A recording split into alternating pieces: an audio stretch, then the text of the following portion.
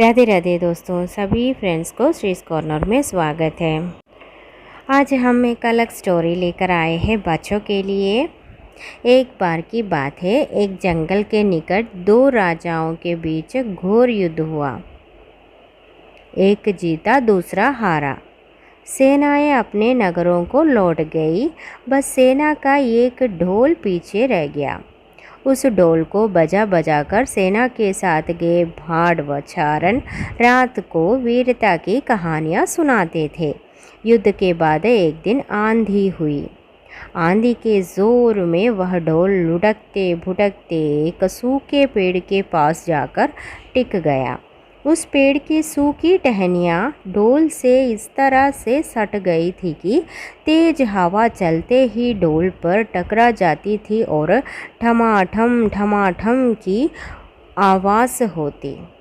एक सियर यानी जक्काल उस क्षेत्र में घूमता था। उसने ढोल की आवाज़ सुनी। वह बड़ा भयभीत हुआ। ऐसी अजीब आवाज़ बोलते पहले उसने किसी जानवर को नहीं सुना था। वह सोचने लगा कि यह कौन सा जानवर है जो ऐसी जोरदार बोली बोलता है, ढमाढम। सियर छिपकर ढोल को देखता रहता, यह जानने के लिए कि यह जीव उड़ने वाला है या चार टांगों पर दौड़ने वाला।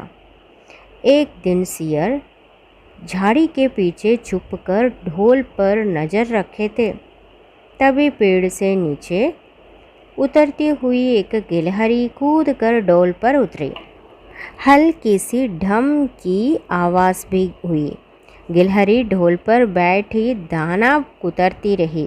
सियर बड़बड़ाया, ओह, तो यह कोई हिंसक जीव नहीं है, मुझे भी डरना नहीं चाहिए। सियर धीरे धीरे कदम रखता ढोल के निकट गया। उसे सूंघा। ढोल का उसे न कहीं सिर नजर आया और न ही कोई पैर। तभी हवा के झोंके से टहनियाँ ढोल से टकराई। ढम की आवाज़ हुई और सियर उछल कर पीछे जा गिरा।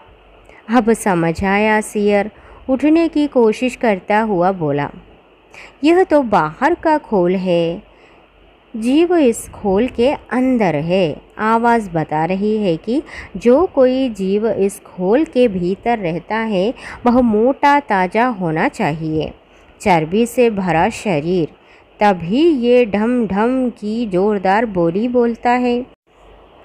सियर अपने घर में चले गए और घुसते सी सियर बोला, ओ सियारी, दावत खाने के लिए तैयार हो जा। एक मोटे ताजे शिकार का पता लगाकर आया हूँ। सियारी पूछने लगी, तुम उसे मारकर क्यों नहीं लाए? सियर ने उसे झिड़की, क्योंकि मैं तेरी तरह मूर्ख नहीं हूँ। वह एक खोल के भीतर छिपा बैठा है। खोल ऐसा है कि उसमें दो तरफ सूखी चमड़ी के दरवाजे हैं।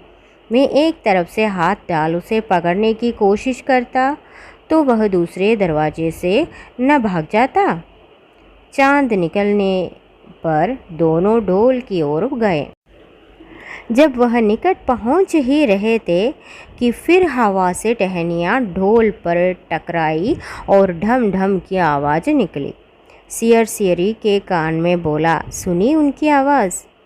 जरा सोच, जिसकी आवाज़ ऐसी गहरी है वह खुद कितना मोटा ताज़ा होगा। दोनों ढोल को सीधा कर उसके दोनों ओर बैठे और लगे दांतों से ढोल के दोनों चमड़ी वाले भाग के किनारे फाड़ने। जैसे ही चमड़ियाँ कटने लगी, सियर बोला, होशियार रहना, एक साथ हाथ अंदर डाल शिकार को दबोचना है।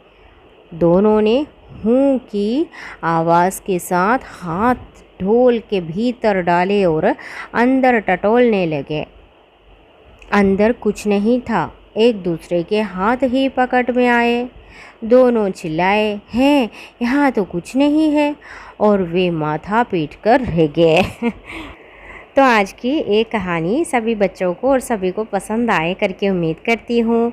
अगले कहानी लेकर आएंगे, तब तक के लिए सभी को राधे राधे।